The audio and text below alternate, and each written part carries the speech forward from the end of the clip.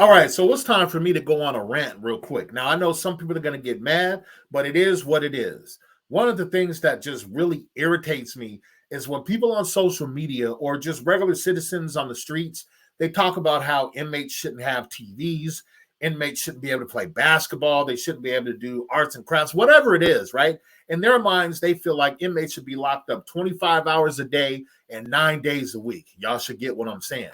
And it just blows my mind because it's like, what do you think they're going to do while they're in there? You know what I'm saying? And it's crazy. Like, I'll read comments about people saying inmates should only have bread and water, and they shouldn't be able to buy chips and cookies, and they should just be locked up in their cells all day. Well, newsflash for you. Who do you think has to watch these inmates?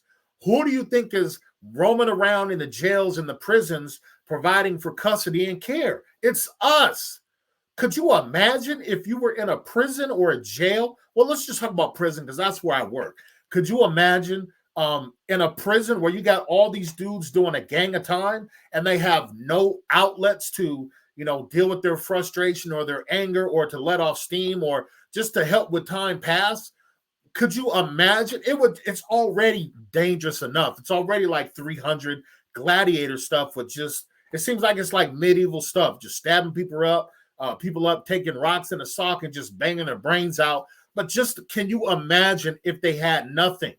We're the ones that have to watch them. We're somebody's son or somebody's daughter. We're somebody's sister, somebody's brother, somebody's cousin, whatever the case may be. Why would you want your family members or your loved ones or your friends being in an environment where these very dangerous individuals don't have anything to help time pass or to preoccupy them? We're the ones that have to deal with that. And I really wish, right, that there were these people that's on social media. I wish they could go and stay in a jail for a week as an inmate to see what it's like. Now, I'm not advocating for inmates or anything like that.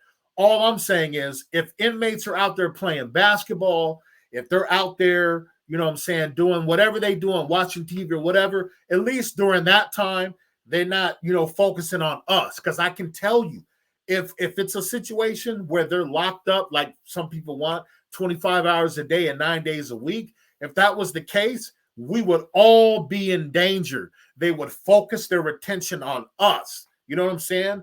But I'm glad that the inmates do have programs. Now, some programs I don't necessarily agree with, and I feel like it's overkill or it's not necessary. But I'm glad that the inmates can go out and do their thing. You know what I'm saying? Because y'all don't understand. It's like when you work in a prison and you walk through that Sally Port and all that stuff, it's like you can smell the adrenaline, you can smell the fear, you can just smell the violence. It's like a tangible, it's like you can reach up and grab it. It's just like this thick thing that hovers over. And when you're in that environment, you're already on edge as an officer. You know what I'm saying? But people forget, yes, the inmates are doing time, but we're doing time with the inmates as well. We're still in that environment. Now, we get to go home at the end of the shift, be with our family, go on vacation, do those different things, but we're still in that dangerous environment and we still have to survive. And I want to say something to all these people that are, they're with the lock them up and throw away the key type people.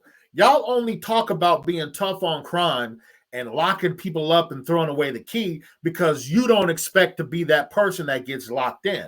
And I'll give you a few examples, right? All them people from January 6th that stormed the Capitol and that insurrection that the Supreme Court is trying to help with just making it disappear and act like it didn't exist. And the lawmakers, on Capitol Hill are trying to act like it didn't exist. It actually happened. But those people, right, those patriots that are locked up, they've had members of Congress, do press conferences, writing the prison officials, all that stuff, talking about the inhumane conditions. Oh, I can't get, the toenail clipper. I can't take my showers. I can't, cut my hair. I can't go to law library. All these different things. Now that the patriots are locked up, now there's a problem with the system.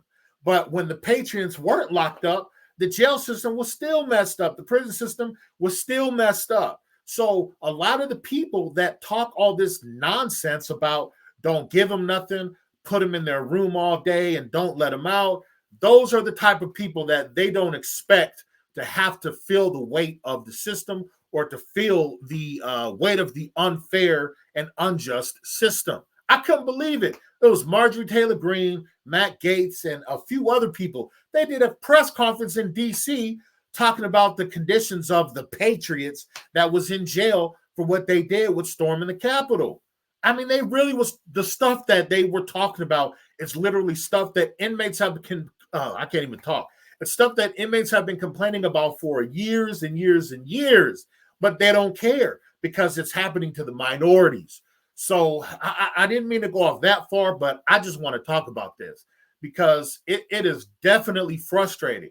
And I'll be honest with you now, if an inmate is, what I'm saying, in the hole and they got to do their little time in the hole, that's a different situation, and that has its own responsibilities and possible circumstances. But just in general population or whatever, I'd rather have an inmate out in the cell, outside on the yard playing basketball. Now, we know they're not all out there doing productive things. They're also out there selling drugs. They're pimping people out. You know what I'm saying? They strategizing for the next war. So don't get it twisted. I'm not saying all of them are in there. They all gave their life to the Lord and they're just living this, wonderful life. That's not what I'm saying. But I'd rather have an inmate be able to sit down on the ground at some point and eat a little ice cream or eat some chips or watch TV. Because while they're doing that, you know what I'm saying, they're not on my neck or they're not on my bumper trying to get at me or trying to get at another officer.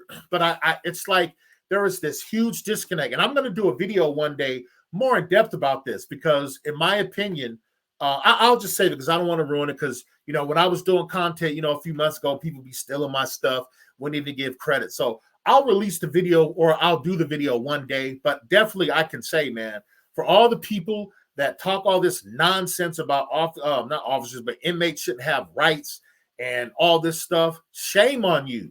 Because again, what affects them can affect us. So while you might have this deep hatred and disdain for inmates, that's your prerogative, but just know we're in there watching them. You know what I'm saying? So if they don't have an outlet to help time pass, or if they don't have positive things to do, we're gonna be their source of entertainment. You know what I'm saying? They're gonna come after us, stabbing us up, messing with us, trying to find out stuff about our personal life on the street, and then tell us about it. We're going to be the ones that become the source of entertainment. So just please, when you want to say those things, just keep in mind, right, that there's somebody's son, somebody's mother, somebody's father, sister, brother, whatever cousin, all that stuff. There's somebody in there that's connected to the community that has to do their job inside. Now, I know this happens in the jails too, but obviously just for my profession, I work in the prison in California. I'm just going to talk about it from the prison standpoint. But there are some really good programs. Now, I'll admit, there are some programs like, for instance, right, there's this Norway situation, right, where they want to do this Norway project. I think that Norway program is bull crap. It is garbage. Norway does not have the gang politics that California has. They don't have it. And I remember some CEO comment on a video or something. He was like, Norway don't have Norteños and Sureños and Crips and Bloods. And man, there's no way that a Norway project like that can work, right? The only way I could see a Norway project working is if you completely separated inmates off a yard and they were on their own yard and they were close to the door. You know what I'm saying? Either close to the door, or even if they had a lot of time, they have to show like through their jacket that, they haven't had any write-ups or disciplines or things of that nature. You know what I'm saying? But I would say it should be for people that are close to the door to going home, because they got to start changing up how they do things, because the rules and regulations in prison, it is not the same as out in the streets. Like in prison, if you bump into somebody, you don't say, excuse me, it's going to be on and popping. You know what I'm saying? But on the streets, you'll be at the mall, or, I might be on the cruise ship or something, and somebody bump into you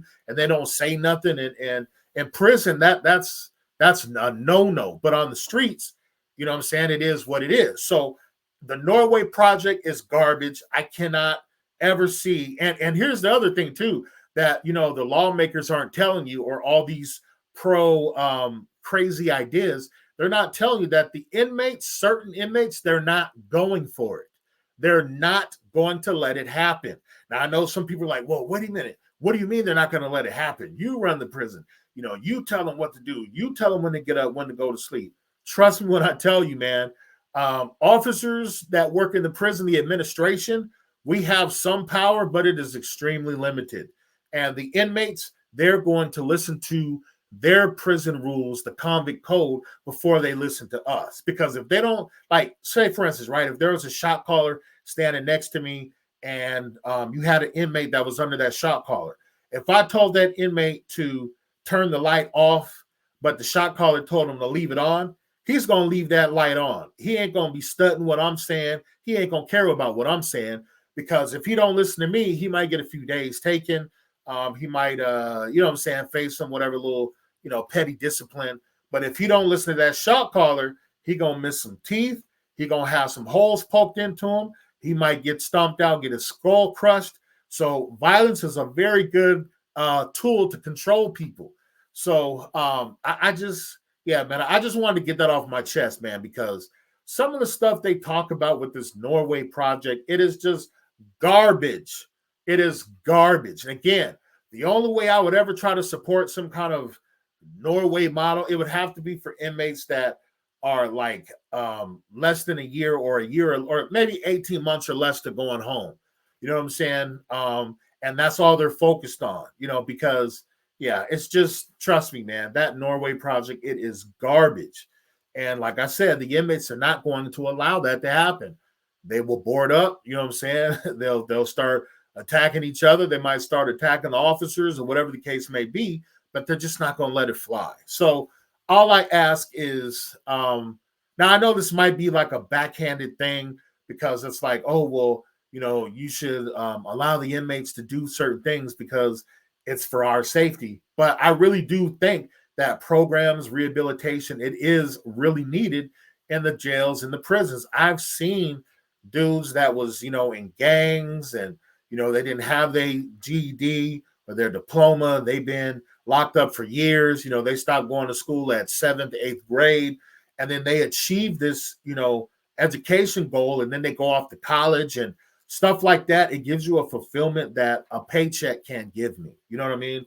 So I would just say I'm all for programming. I'm all for good programming. I'm not an idiot. I know the gang element, the illegal drug element, the fighting, all that ain't never going to stop.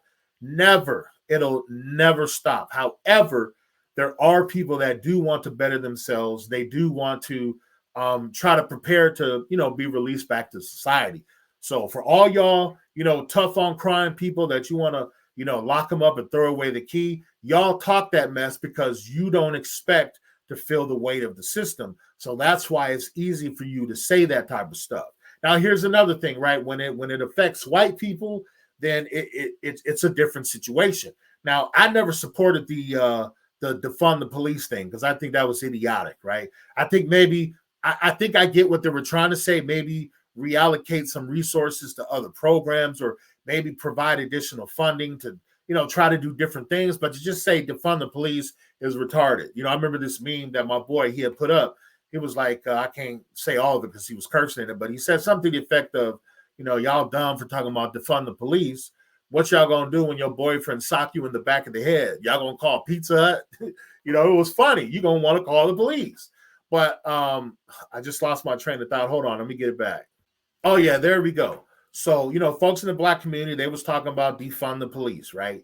And again, I don't support that. But while they were saying that, you had all these conservatives, all these, law and order people, all of these tough on crime, lock them up, throw away the key people. They were like, oh no, we're not going to stand for this. It's wrong. It's messed up. Remind you, these are the patriots, right? But then when the FBI raided Mar-a-Lago out in Florida, Trump's compound, all of a sudden, now you got people on the far right and the conservatives talk about defund the FBI. They were literally saying, if you don't believe me, go on YouTube, type in lawmakers, defund FBI, or just defund the FBI, whatever. You will see there were people like Marjorie Taylor Greene. There were other types of conservative people, the same people that was condemning the, defund the police. Those same patriots We're literally talking about defund the FBI. The FBI they're a law enforcement agency. That's just the hypocrisy behind it. But that's why I say, right, when they don't expect things to happen to them, they don't care. It don't matter. But when it happens to them, now they want to cry and they want to say all this kind of stuff. So just please be mindful, man. Say a prayer for the now. I know you got some horrible officers, whether it be in the jails and the prisons and the streets. You got your bad apples. I know that. I'm never gonna refute that. And it is what it is. But the majority of the people, I truly believe they want to do the right thing. So say a prayer for those people that's going in the jails and the prisons, that's working out in the streets, that's, doing the work. You know what I'm saying? Because when things happen, bad things happen, y'all calling 911. You know what I'm saying? So it is what it is. I don't want to go on too much longer, but I just definitely wanted to get that off my chest, man. So until the next one, holla at your boy.